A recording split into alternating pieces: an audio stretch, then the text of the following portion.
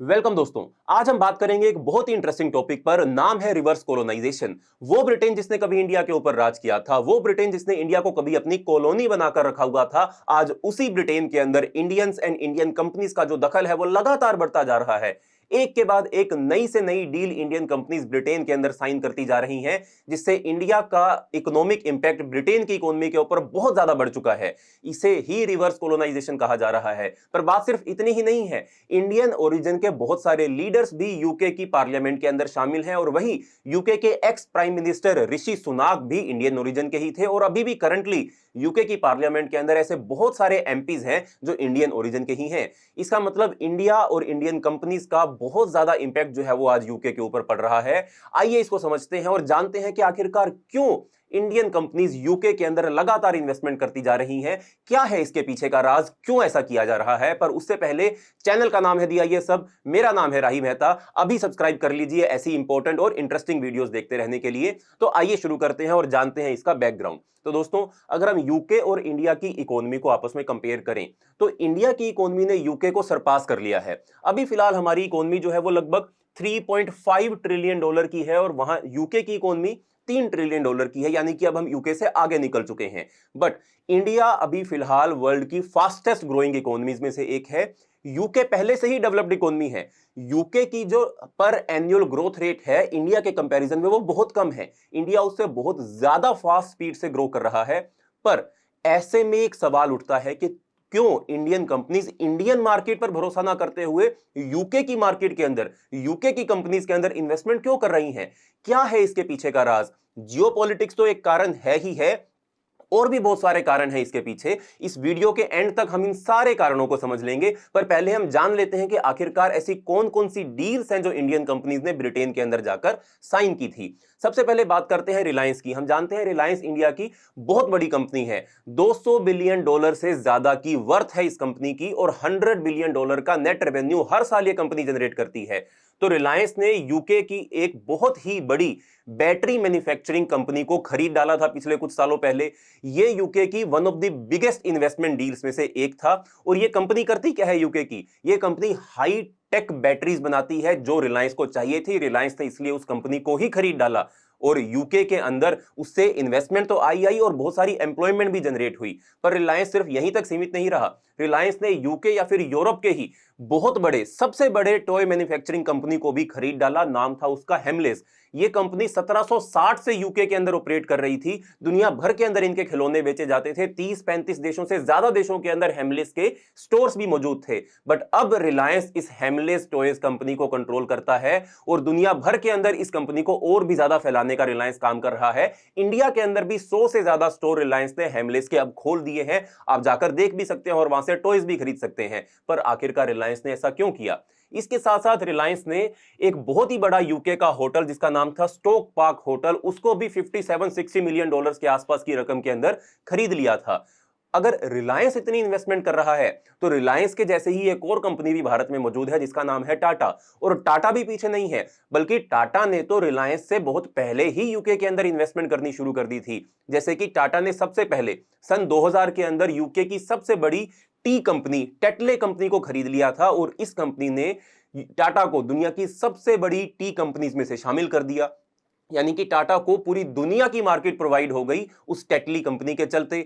अब टाटा कार्स भी बनाता है और टाटा चाय भी बेचता है, और इसी के साथ साथ टाटा ने जैगुआर एंड लैंड रोवर, जो यूके बेस्ड कंपनीज हैं, जो जिनका हेडक्वार्टर यूके के अंदर लंदन के अंदर सिचुएटेड है, उसको भी खरीद डाला।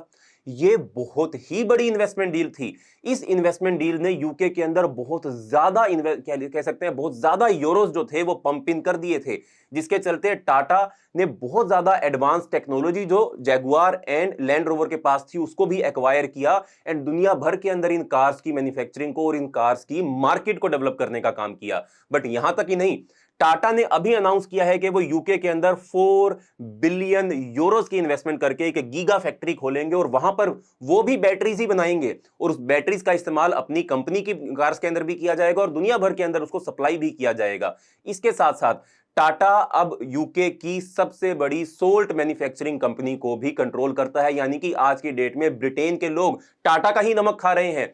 कुछ साल पहले टाटा ने ब्रिटिश सोल्ट नाम की एक कंपनी को भी एक्वायर कर लिया था और ये बहुत ही बड़ी अचीवमेंट थी, क्योंकि वही ब्रिटिशर्स जो इंडिया में जब नमक बेचते थे और उसके ऊपर बहुत ज्यादा टैक्स लगाया करते थे, जिसके चलते महात्मा गांधी ने डांडी मार्च भी निकाली थी, अब हमारी ही कंट्री की कंपनी का बना हुआ नमक जो है वो यूके के लोग खा रहे हैं। इवन यूके के क्राउन जो किंग है वो भी इंडियन कंपनी का ही नमक खा रहे हैं। ये बहुत बड़ी अचीवमेंट है दोस्तों हमारे लिए। इसके साथ ही अगर हम बात करें आखिरकार क्यों इतनी एफडीआईज हो रही हैं, क्यों इंडियन कंपनीज जो है वो यूके के अंदर इन्वेस्टमेंट कर रही हैं, क्यों यूके के सबसे बड़े बड़े बिलियनियर्स के अंदर इंडिया का नाम, जैसे हिंदुजा फैमिली का नाम आता है या लक्ष्मी मित्तल का नाम आता है, इसके पीछे का कारण क्या है। जहां इंडिया यूके के अंदर एफडीआई लेकर जाता है, इन्वेस्टमेंट करता है, बदले में यूके भी इंडिया के अंदर एफडीआई लेकर आता है, इन्वेस्टमेंट करता है। दोनों कंट्रीज एक दूसरे के अंदर इन्वेस्टमेंट करती हैं। जहां इंडियन कंपनीज यूके में हर साल $65 बिलियन का रेवेन्यू जनरेट करती हैं, वही यूके की कंपनीज इंडिया में हर साल लगभग $40 बिलियन का रेवेन्यू जनरेट करती हैं। और ये दोनों कंट्रीज ही एक दूसरे के अंदर लाखों लोगों को एम्प्लॉयमेंट प्रोवाइड कर रही हैं। पर सवाल अभी भी वो है, आखिरकार क्यों? क्या इंडियन कंपनीज को अपनी कंट्री के ऊपर विश्वास नहीं है, अपनी कंट्री की इकोनॉमी के ऊपर विश्वास नहीं है, तभी वो यूके के अंदर इन्वेस्टमेंट कर रही हैं? जी नहीं, ये बिल्कुल गलत है। उल्टा बिल्कुल इसका अलग कारण है, क्योंकि ये कंपनीज बहुत ही ज्यादा हाईटेक कंपनीज है, इनके पास टेक्नोलॉजी मौजूद है और आप जानते हैं इंडिया को टेक्नोलॉजी की जरूरत है।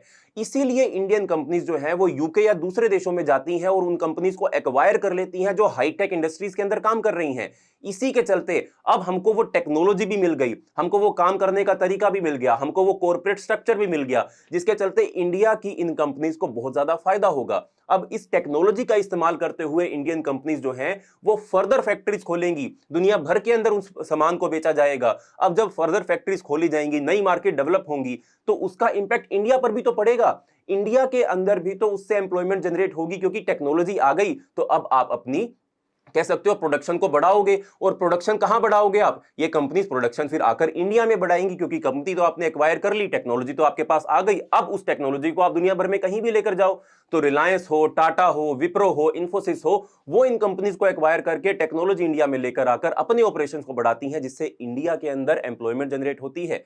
तो ये एक बहुत ही बड़ा टैक्टिक है जो इस जियोपॉलिटिकल एरिया के अंदर इंडिया का दबदबा बढ़ाने का काम कर रहा है। पर सिर्फ इतना ही नहीं, अब क्या होगा, जितना ज्यादा कोऑपरेशन इंडिया और यूके के बीच में बढ़ेगा, जितनी ज्यादा कंपनीज यूके के अंदर जाकर इंडिया की इन्वेस्टमेंट करेंगी, यूके की सरकार के ऊपर उतना ही दबाव पड़ेगा कि इंडिया के साथ जो ट्रेड नेगोशिएशन है उनको ईज किया जाए, दोनों कंट्रीज के बीच में फ्री ट्रेड एग्रीमेंट साइन किया जाए। और ये फ्री ट्रेड एग्रीमेंट यूके और इंडिया दोनों की ही इकोनॉमी के लिए बेनिफिशियल होगा। यानी कि जितना हम पार्टिसिपेट करेंगे एक दूसरे के साथ, उतना ही ज्यादा ट्रेड बढ़ेगी और उतना ही सरकार पर प्रेशर होगा फ्री ट्रेड एग्रीमेंट साइन करने का, जिसके चलते सिर्फ इंडिया यूके ही नहीं, इंडिया की यूरोप के साथ ट्रेड भी बढ़ेगी, क्योंकि एक एग्रीमेंट साइन होगा तो बाकी यूरोप के कंट्रीज या फिर यूरोपियन यूनियन भी इंडिया के साथ एग्रीमेंट साइन करेंगे और हमारी ट्रेड और ज्यादा इंक्रीज हो जाएगी।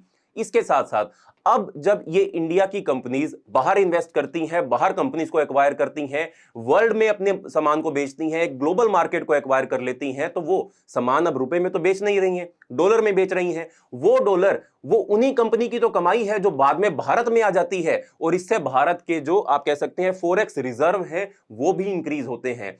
अब ये कंपनीज इस पैसे का इस्तेमाल करके या तो फर्दर इन्वेस्टमेंट कर सकती हैं या इस पैसे को इंडिया में लेकर आकर इंडिया के अंदर अपनी प्रोडक्शन को बढ़ा सकती हैं। दोनों ही केस के अंदर इंडिया का ही फायदा है, इंडियन कंपनीज का ही फायदा है। इसीलिए आज की डेट में हर एक बड़ी इंडिया की कंपनी बाहर जा रही है, यूके में जा रही है, जर्मनी में जा रही है, फ्रांस में जा रही है और उनकी हाईटेक इंडस्ट्रीज को एक्वायर करने की कोशिश कर रही है। दोस्तों यही है रिवर्स कॉलोनाइजेशन, क्योंकि अब ये जो समय है ये बदल चुका है। अब ये जो सदी है ये इंडिया की होने वाली है या एशिया की होने वाली है। इसलिए इंडिया को आने वाले फ्यूचर में एक सुपर पावर या फिर एक इकोनॉमिक पावर हाउस बनाने के लिए सिर्फ सरकार ही नहीं, सभी कंपनी, सभी इंडिविजुअल्स मिलकर भी काम कर रहे हैं। और हम ये जरूर आशा करेंगे कि ये जितने भी फैसले, जितने भी इन्वेस्टमेंट इन कंपनीज ने यूके के अंदर की, ये इंडिया के लिए और भी ज्यादा फ्रूटफुल हो, इससे इंडिया में और भी ज्यादा एम्प्लॉयमेंट जनरेट हो और भारत जल्द से जल्द पूरी दुनिया का विश्व गुरु बन जाए। तो दोस्तों ये थी आज की वीडियो। ऐसे ही वीडियोस देखते रहने के लिए चैनल को सब्सक्राइब करें, वीडियो को लाइक करें एंड कमेंट करना भी